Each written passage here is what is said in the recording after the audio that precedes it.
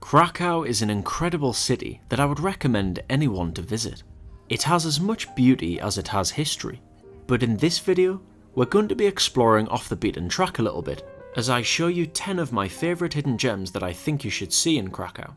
There is going to be a broad mix of interesting places, such as a fantastic spot to watch the sunset, some interesting artefacts which are actually hidden right in plain sight, a bear who, believe it or not, was an official soldier in World War II, and also some more daring points of interest for those of you who are a bit more brave. Anyway, let's get started, shall we?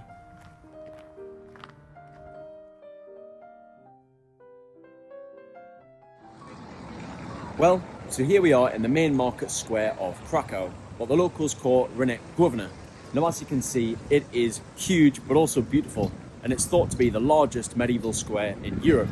And funnily enough, our first hidden gem is starting off right beneath our feet. Now, just opposite St Mary's Basilica in the main square is our first hidden gem, the Rynek Underground. And while still somewhat of a popular tourist attraction, it is quite literally hidden beneath the huge main market square, and an entrance ticket will set you back about 40 zloty or just over £8. Taking the stairs beneath the surface, the museum takes you back in time, allowing you to explore the historical roots of Krakow, which hide beneath the beautiful and shiny exterior that most tourists see in the main square. What I found most interesting were the medieval foundations of cobbled roads and timber from many centuries ago.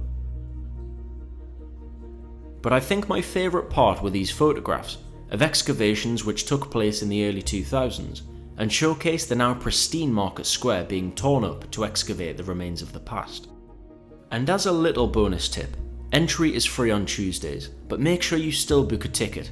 Most museums in Krakow offer one free visit a day a week, so just a heads up, check the websites before you book.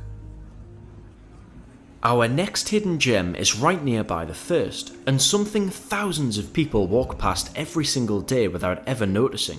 Located just on the eastern entrance of the Cloth Hall Market, you can find a small iron knife hanging in the archway. There is an interesting legend that two brothers built each tower of St Mary's Church, the cathedral which towers over the market square. It is rumoured that the brothers were in competition to build the taller tower, and as one brother built his higher than the other brother then murdered him out of jealousy with a knife. He then continued to build his tower higher than his brother, but not long after, supposedly out of guilt, he then threw himself from his tower. And so it is myth that the knife still hangs today in memory of this chilling tale. But there is actually a second alternative theory as to why the knife is hanging up here. Now apparently it was just used as a deterrent to thieves in medieval times, because if they stole something they probably would have got their fingers chopped off. But I think we know which story is more believable. The first one. Anyway, moving on to our third hidden gem. And our next stop is just a 20-minute walk east from the centre of the old town.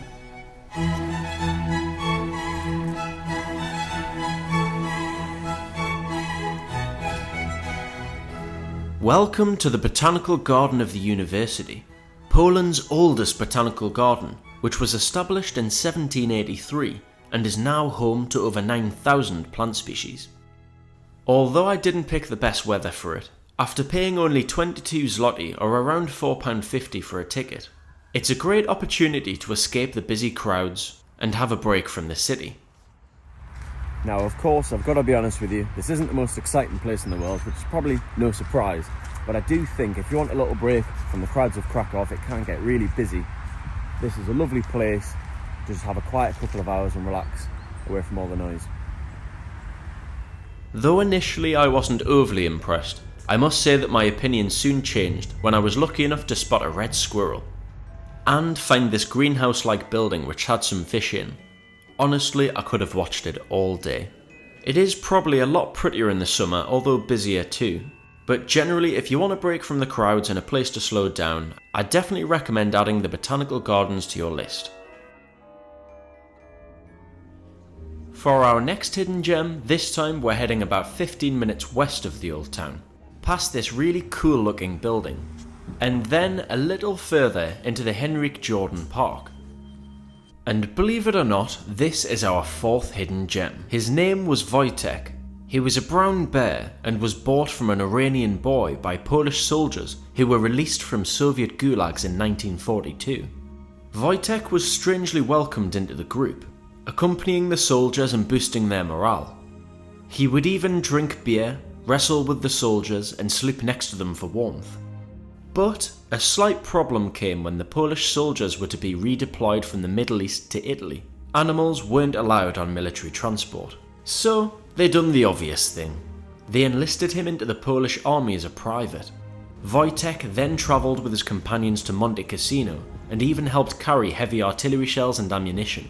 Amazingly, after the war, Wojtek then travelled with some of the Polish troops to Edinburgh, though the famous bear would then live out the rest of his days in Edinburgh Zoo for another 16 years.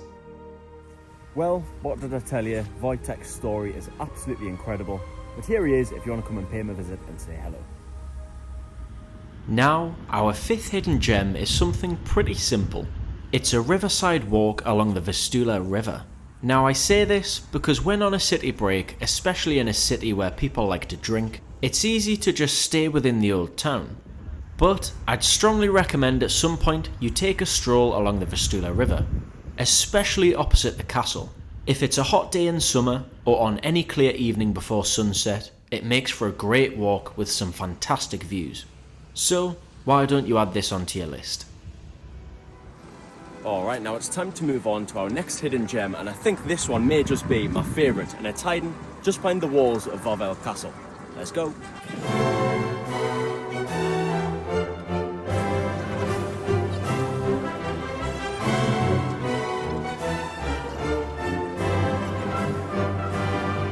Well, here we are, right at the front entrance of the cathedral inside the castle walls, is another weird and wonderful surprise. Hung up just above the door on the left-hand side are three large bones chained up.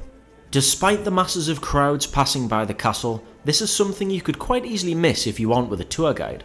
It is rumoured that the bones belong to the Wawel dragon, and before you say dragons aren't real, this incredibly compelling video says otherwise.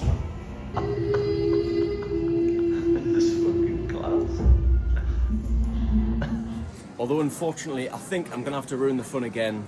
Dragons aren't real. So it's probably a mammoth bone or a whale bone. But anyway, I've got to say, I think it is a really cool attraction that's hidden in plain sight, while the castle and the cathedral take all the attention. So make sure you add it to your list. Leading on from the mythical Wawel dragon, our seventh hidden gem are these cute little dragon statues. It seems there has been an increasing number of them popping up around the city.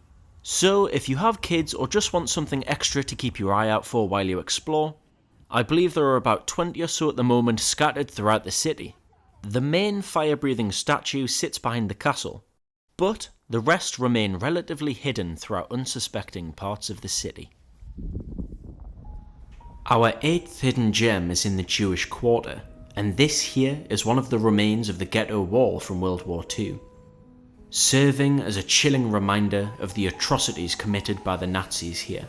However, this part of the Ghetto wall is actually quite a popular tourist spot. But it isn't the only remaining part. Just 2 minutes further down this road, if you cross onto the right hand side and look to your right, there is a gate which heads into this small park. Right here is another remaining section of wall which is far less known about. Along with the Ghetto wall, I'd recommend you visit our final two hidden gems together as a three, as they are all in relatively near proximity and between 45 to 60 minutes walk from the old town. Now for our penultimate hidden gem, we will be attending the Liban Quarry. You reach it through a slightly isolated forest path, where numerous unassuming trails lead in different directions and hint of a strange past. Just 5 or so minutes further, and I find myself at a viewpoint which overlooks the expansive abandoned limestone quarry. These strange but fascinating rusted structures evoke faint memories of the quarry's past. But it does not tell the full picture. Staggeringly, this quarry was used to film segments for a world-famous film, Schindler's List. The former film set also sadly commemorates the time when Nazis used this self-enclosed quarry as a forced labour camp throughout the Second World War. As I head deeper into the quarry, the atmosphere was slightly eerie, and to my shock, walking along one of the footpaths, I looked down and saw what seemed to be Jewish graves sunken into the floor. Though I don't think the quarry is dangerous as such, still just be careful, especially around the old quarry structures, and perhaps be wary going deeper into the quarry alone. If you're a bit more adventurous, I definitely recommend adding Liban Quarry to your list. Now at last, we can turn the sad music off and venture to our final hidden gem.